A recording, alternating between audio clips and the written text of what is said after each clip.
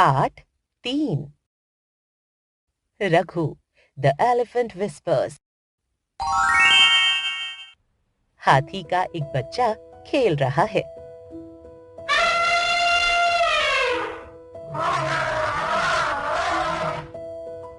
बमन हाथी के पास जाता है और उसकी सूंड से अपना माथा सटाकर उसे दुलारते हुए पूछता है, सबसे प्यारा हाथी कौन है? मेरा प्यारा बच्चा कौन है? और हाथी हाँ में अपना सिर हिलाने लगता है। वह खुशी में अपनी सूंड गोल गोल घुमाता हुआ बमन के हाथों में लपेट लेता है। इस दृश्य को देखकर ऐसा लगता है मानो पिता और बेटे के बीच संवाद चल रहा हो। यह कहानी तमिलनाडु के मुदुमलाई टाइगर रिजर्व में स्थित थेपाकांडू एलिफेंट कैंप की है। यह एशिया का सबसे पुराना कैंप है, जो लगभग 140 वर्ष पहले बनाया गया था। रघु एक हाथी का नाम है। इसी रघु और उसे पाल पोस कर बड़ा करने वाले बमन और बेली की कहानी है द एलिफेंट विस्पर्स। बिजली का करंट लगने से रघु की माँ की मौत हो गई। नन्हा रघु अपने झुंड से बिछड़ गया। जब वन विभाग के अधिकारियों ने उसे देखा तो वह जख्मी हालत में था। उसकी पूंछ कुत्तों ने काट खाई थी। उसके घाव में कीड़े पड़ गए थे। वह बहुत कमजोर और बीमार था।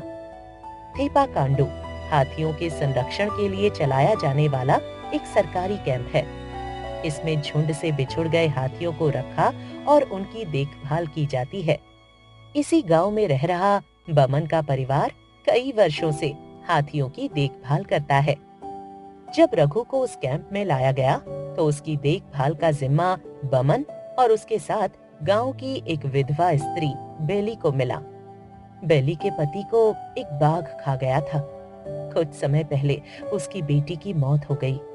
जब वह रो रही थी तो नन्हा रघु आकर उसके पास खड़ा हो गया और अपनी सूंड से उसके आंसू पोंछने लगा। बेली अपनी बेटी की मृत्यु के बाद रघु की देखभाल अपनी बेटी की तरह करने लगी। जब हम पशुओं को प्यार करेंगे तो वे भी हमें बहुत सारा प्यार देते हैं। रघु जब कैंप में आया था तो उसकी हालत बहुत खराब थी। लोगों को यकीन नहीं था कि वह बच पाएगा, लेकिन बमन और बेली ने उसकी ऐसी देखभाल की जैसे कोई अपने बच्चे की करता है। उनके प्यार, कोशिशों और मेहनत का नतीजा यह हुआ कि वह न सिर्फ बच पाया बल्कि 3 साल के भीतर अच्छा खासा स्वस्थ और कद्दावर हाथी बन गया।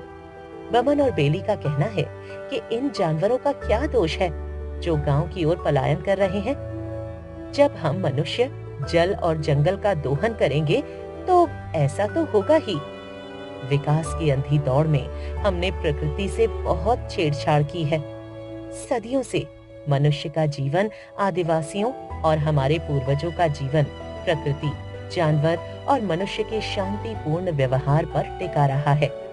हमने प्रकृति से लिया तो बदले में उसे सहेजा और संभाला भी, परंतु आज मनुष्य अपने स्वार्थवश न सिर्फ प्रकृति बल्कि बाकी जीव जंतुओं को भी नष्ट करने पर तुला हुआ है। पाठ